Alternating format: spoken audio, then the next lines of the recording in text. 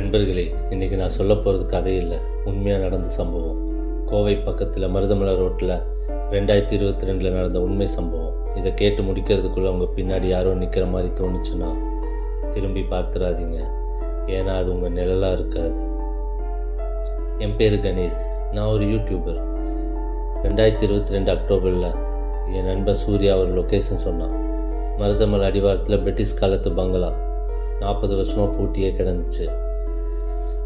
ஊர்க்காரங்க அந்த பக்கமே போக மாட்டாங்க. காரணம், ராத்திரி 12 மணிக்கு கிணத்துலேருந்து ஒரு பொம்பளை சிரிப்பு சத்தம் வருமா.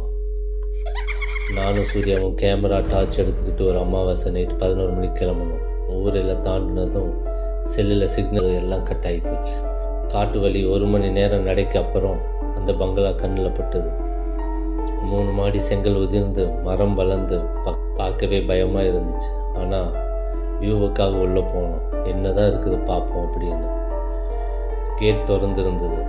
உள்ளே நுழைஞ்சதும் ஒரு பழைய வாசம், செத்த எலி, ஈரம் கலந்த நாத்தம். ஹாலில் பெரிய ஊஞ்சல், காற்றே இல்லை, ஆனால் அது மெதுவாக ஆடுது, கிரீச் கிரீச்சுன்னு. சூர்யா கேமரா ஆன் பண்ணான். மக்களே பாருங்க, இதுதான் அந்த ஹாண்டட் பங்களான்னு பேச ஆரம்பித்தான்.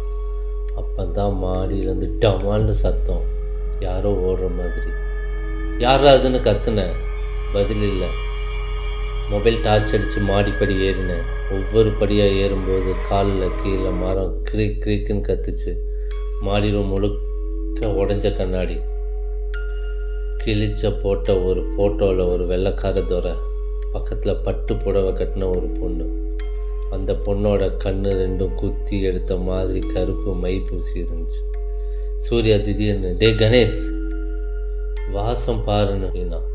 என்னடா வாசம்னு பார்த்தா மல்லிகைப்பூ வாசம். நடுக்காட்டில் நடுராத்திரியில் மல்லிகைப்பூ வாசம் எங்கேருந்து வரும்? அப்போ மணி 11:55. என் வாட்சில் முள் ஓடலை, வாட்ச் நின்று போச்சு. அப்போ திரும்பி பார்த்தா சரியாக 12 மணி. கிணத்துலேருந்து கலகலகலன்னு சிரிப்பு சத்தம், ஒரு பொம்பளை சிரிக்கிற மாதிரி அழுகிற மாதிரி ரெண்டும் கலந்து. ஜன்னல் வழியாக பார்த்தேன். பின்னாடி தோட்டத்தில் பாலடைஞ்ச கிணறு, அதுக்கு மேலே வெள்ளை புடவை காற்றுல பறக்குது, தலைகீழாக தொங்குது. என்னடா இப்படின்னு எனக்கு ஒன்றும் புரியல. சூர்யா கேமராவை ட்ராப் பண்ணிட்டான். டே ஓடலான்னு கத்துனான். நாங்கள் மாடிப்படி இறங்கி ஓடணும். ஆனால் எத்தனை படி இறங்கினாலும் மாடி ஹாலில் தான் வருது, லூப் ஆகுது. என்னன்னே புரியல. அப்போ தான் அந்த ஃபோட்டோவில் இருந்த பொண்ணு நேரில் நின்னா. கால் தரையில் படலை. சூர்யா கேமராவை ட்ராப் பண்ணிட்டான். டே ஓடலான்னு கத்துனான். நாங்கள் மாடிப்படி இறங்கி ஓடணும். ஆனால் எத்தனை படி இறங்கினாலும் மாடி ஹாலுக்கு தான் வருது, லூப் ஆகுது. அப்போ தான் அந்த ஃபோட்டோவில் இருந்த பொண்ணு நேரில் நின்று. கால் தரையில் படலை, கண்ணு முழுக்க கருப்பு, கழுத்தில் மல்லிகைப்பூ மாலை.